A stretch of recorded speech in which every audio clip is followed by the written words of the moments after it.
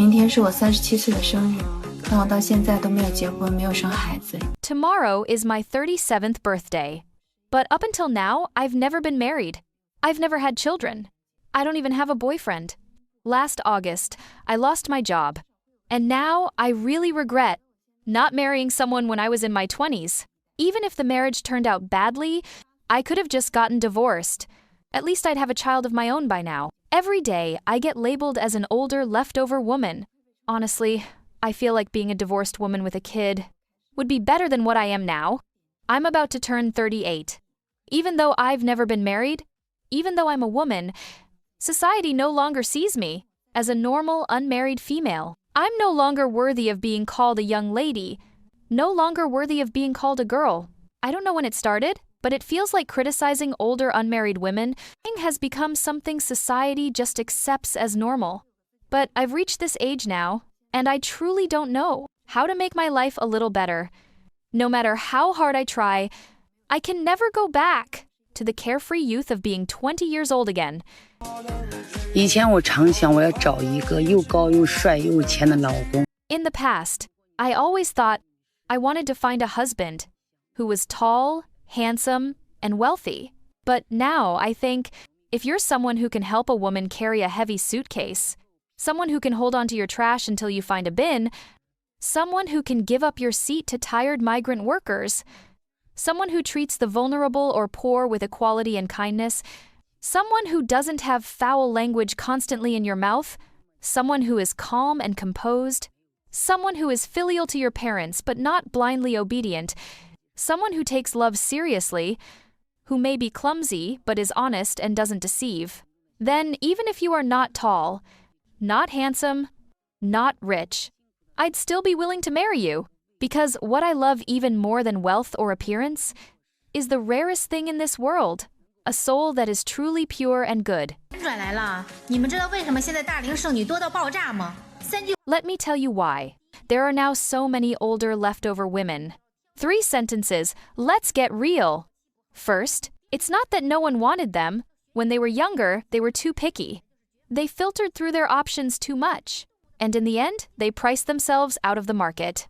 Second, nowadays, guys are getting smart. In the past, the worst insult you could throw at a man was to say his family line would end with him Enderline, the Chirken Enrelieberbakich parted and Eder. But now, they're voluntarily cutting off their own lineage. They're giving up even the biological instinct to reproduce. Why? Because getting married drains your life savings? Having a kid turns you into a workhorse. You try your best, but still feel exhausted.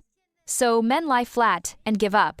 And third, the harshest point, picky women are colliding head-on with men who have already laid down and quit.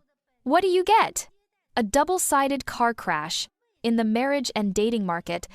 Now you tell me, how could this situation not spiral out of control? Top that. Before we dive into all of this, let us know in the comments where you're watching this video from. Connecting with viewers across the world is a huge source of inspiration for us. I'm a woman in my mid-30s from a small city, and my standards are extremely high when it comes to material comfort and lifestyle. Anyone I consider must support my career in a substantial way. Having an annual income of $1 million is literally the bare minimum I'd settle for. Lavish bride prices, owning a house and car, only then can I barely consider the match acceptable. Because ordinary men simply don't excite me. Given my slow-to-warm-up personality, only a domineering spendthrift CEO type who is willing to lavish resources can win my heart. I am not someone who falls in love quickly. I need time, interaction, and comfort before I develop any feelings. But giving doesn't just mean money. Social status and connections are equally important. Most crucially, you must support my princess career. If you can't support or help in that regard, then I don't see us working out. I've always seen myself as an independent, strong woman. In the era of women's awakening, I vowed to build the life I want through my own effort. After high school, leveraging my proud figure and flower-like beauty, I became a yoga instructor. To this day, whether in love or career, I stand by my principles. If you're not a domineering CEO making $1 million a year, you have no business marrying me. Regarding my work, I only engage in physical contact with clients during instruction.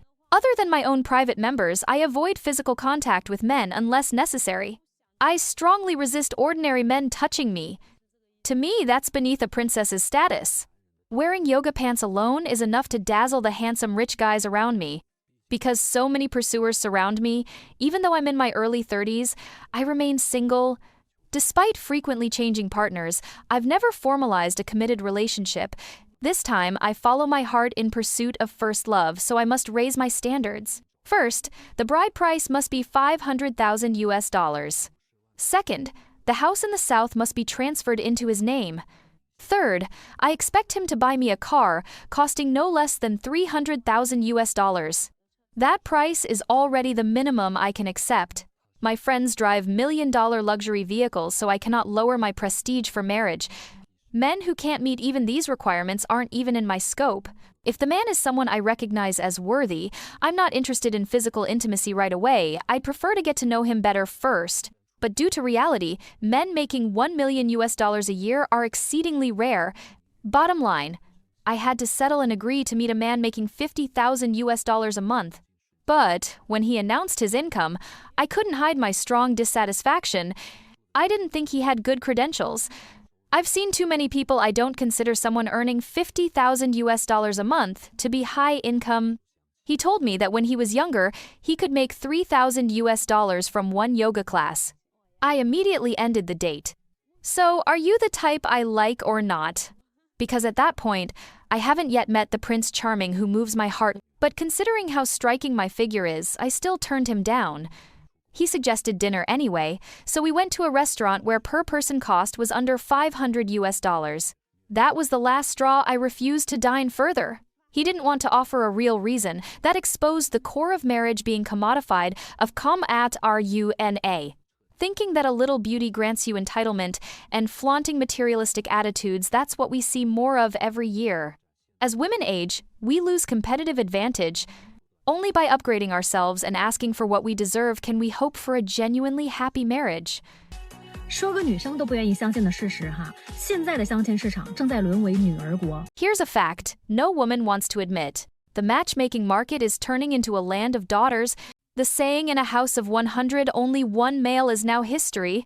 According to a major matchmaking website, the national gender ratio men to women in matchmaking registrations is approximately 1 to 5 selections, grading in 7/22 to 25 selections. 6, meaning on average 5 women for every man. Offline matchmaking events are even more lopsided. One 2024 matchmaking agency report across cities without distinction. Chengdu's ratio is 1 man to 43 women. Hangzhou is 1 to 40. Nanchang is 1 to 36. Xiamen is 1 to 33. In second and third tier cities, women far outnumber men multiple times over. Recently in Guangzhou, a matchmaking event charged women $500 to participate, while men were free and they offered unlimited drinks. The turnout was 1,000 women, cost organizers a full $500,000, but they didn't even get 1/3 that many men, and half of those men ran off before the event ended. Imagine that scene. 95% of attendees are women. This isn't matchmaking, it's a self-esteem bash for single women. Some may argue, didn't China have 30 million more men than women? Yes, according to the 2020 census. But that's across all age groups, not just marriageable people aged 20 to 35. If you adjust based on average life expectancy of 78 years, the male surplus in that age group is only about 5 million, against tens of millions of singles nationwide. That gap is negligible. More importantly, women's mating standards have skyrocketed, pushing men out of the market. Consider this example.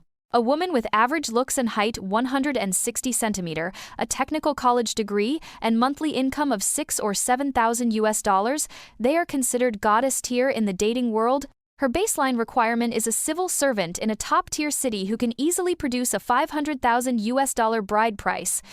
In contrast, a man with average looks, 170 centimeter tall, similar degree, earning just $6,000 or $7,000 a month, doesn't even qualify. He's the one who can't come up with $500,000 for bride price and is labeled lazy and unambitious. I once saw a blogger who stood in a matchmaking park with a sign, My monthly income is 4,000 US dollars. No house, no car, but I ask that the woman has both house and car and makes over 10,000 US dollars monthly. Women glasses offered pushback. If women want house and car for having kids, are they prepared for childbirth responsibilities?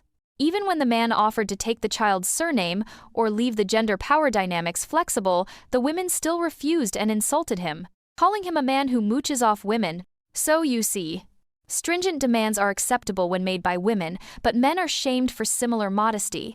The courtship threshold is extremely asymmetric. Men only need to improve themselves a little. Women commonly demand monthly salaries over 10,000 US dollars, a home in the city, plus a one-time bride price of several $100,000 US dollars.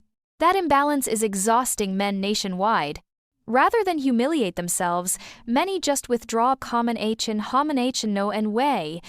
Instead of being looked down on as simp, they'd rather spend time and resources improving themselves. Dating costs for women, meals, movies, outings are mostly covered by men. Because of this low monetary cost, women attend matchmaking events far more frequently, chasing the hope of meeting a bossy CEO like in K-dramas. That's how the dating market became a daughter's country. Female majority, male shortage getting worse every year.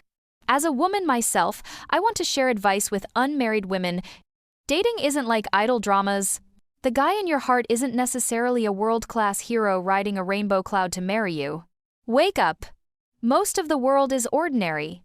If your monthly salary is 5,000 US dollars and your looks are merely average, chances of finding a man who owns a property and can spend hundreds of thousands on bride price in a big city are very slim. Ladies have self-awareness and a realistic understanding of this world. Not everyone demands hundreds of thousands bride price, but realize most people struggle to get by. In 2024, the average annual income in China was 34,000 US dollars. Yet, a study by the National University found that average switching cost for young people is 330,000 US dollars, not even including housing. If wedding and property costs are included, the startup cost is at least 500,000 US dollars. That means a young person would need to save intensively for 15 years to afford marriage alone.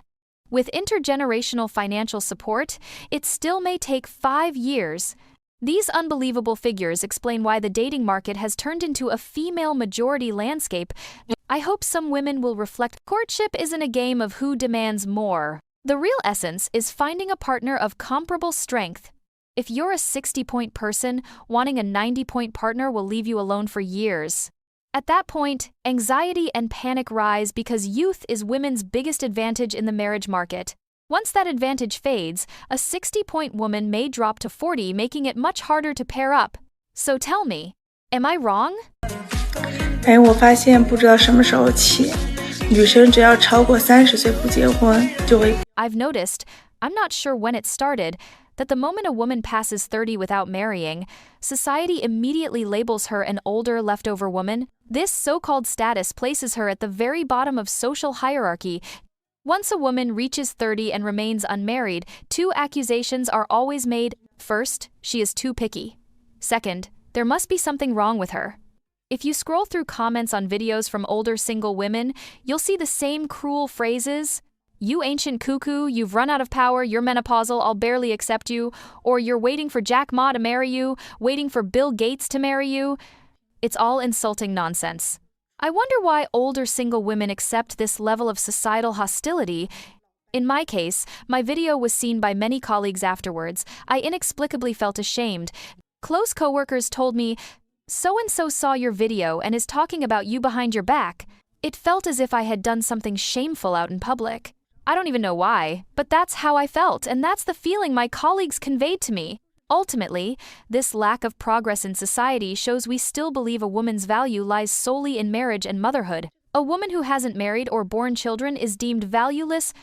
That's just sad.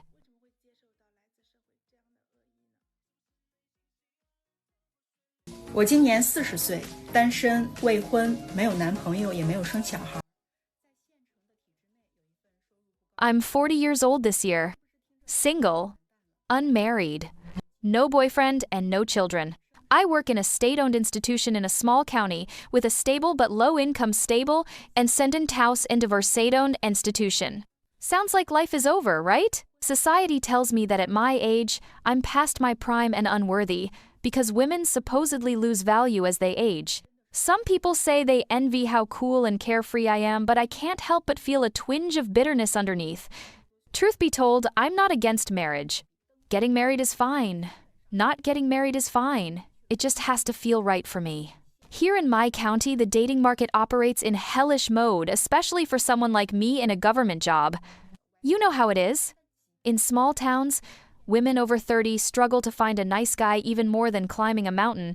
Talented men either move to provincial capitals or to big cities. The men remaining. Society considers them not much more than ugly fruits. Yet, even such men who live day to day, drink heavily, and refuse to grow up are still in demand because there are far more women than men in my county. I thought I wasn't bad, but there are countless women far more successful than me. This county lacks almost everything, except outstanding older women still single. I started a side hustle making short videos, and it gave me a tiny boost. But guess what? I became the neighborhood topic queen. Everyone wants to introduce me to someone, but the range of suitors is wild. A 5'5" never married retiree, a 3'8" delivery station brother, a 20-something young farmer. You see, it's a mess. At my age, do I still believe in love? I do, but realistically, I know it's not likely to come my way. Now, I'm seen by some as that practical woman. I am perfectly willing, within reason, to lay out my terms honestly. Call it harsh, but I've seen through it. In the marriage gamble, women bear the biggest risk. My college classmate was a top academic woman. We all thought she'd marry extremely well, but recently we reconnected and everything was taken by her ex's family. Money, property gone. She's a single mother now, working for a living, unsupported by her parents. I asked what she'll do. She said, "I'll just keep going." This stark reality taught me something. The law only gives you a marriage certificate. It doesn't guarantee love, loyalty, passion, or a drama-free life. Legal contracts can't shield you from in-law conflicts, power plays, or resentment. Who can? Not the man, not the paper. Married sisters once told me, if I were you, not married at 40, I'd be anxious enough to go crazy. They asked how I stay calm. I told them most of what I am is thanks to my family. My parents never pressured me. I live freely and easily, like any friend, and that backing is invaluable. Plus, in my 10+ years as a journalist, I've encountered countless people and lifestyles. From them, I learned the power of fierce growth, relentless ambition, and resilience like the fictional Subansha who stands tall no matter what wind blows. You're not married. What about retirement? I worried about that in my 20s too, but I came to accept reality. Children also need to be supported in nation power. If marriage means caring for 4 elders and 2 kids, how can someone also save for your own retirement? If kids live far away and only visit occasionally, what comfort is that? So, if you starve in old age, it might be 1 or 2 years at most. If you have money, you could endure a few more. My father passed last year and I felt relieved I had no children and wasn't married. If I had been, I could not have cared for him entirely through surgery and treatment. Reflecting on this, I know that keeping my health and earning ability is the only way I can retain dignity in old age. By 2025, China's single population had surpassed 300 million persons. I believe the state will eventually roll out measures in response. All of this is my genuine feeling reflecting my own personal experience and perspective. Life is only about 30,000 days. I just want to live each day passionately. Age is just a number. I don't want to wish early marriage and children on my fellow viewers. I just want to wish you genuine happiness. We all deserve to live well. If you're still watching, comment 1 so I know you're still with me. 先看视频。作为一个38岁的大龄剩女， Let's start with this video. As a 38-year-old so-called leftover woman, I can honestly tell everyone, it's not that we don't want to get married. It's not that we're against marriage. We just don't want to marry someone we don't feel is good enough. But then, we can't find someone we like, who also likes us back, and who is actually willing to marry us. So, we can't get married. But that shouldn't be a reason for people to insult or attack us. Everyone has the right to choose their own life path. I chose to remain single into my late 30s. So, loneliness is something I must bear myself. Some people chose marriage, but they're not happy. That's what they have to bear. If we could meet someone with good character, aligned values, someone kind and thoughtful, who wouldn't want to get married, right?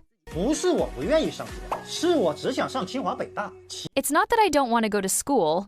I just only want to attend Tsinghua or Peking University. Other so-called trash schools don't interest me. But my grades aren't good enough. I can't get into Tsinghua or Peking. So I keep waiting and trying, year after year, and now I'm older than the teachers. What's the problem with that? It's a personal choice. We should respect people's choices. Isn't that right? Or, here's another example. I'm always going to job interviews, but I only want to be the boss. Problem is, not only do the interviewers disagree, even the boss's wife doesn't agree. So I just lie around at home. It's not that I don't want to work. I just don't want to do a job I dislike. So what's the difference, really? My dreams are sky high, but my reality is paper thin. At critical moments, you have to be honest with yourself. What do you think? Today, China is facing an unprecedented values crisis in modern history.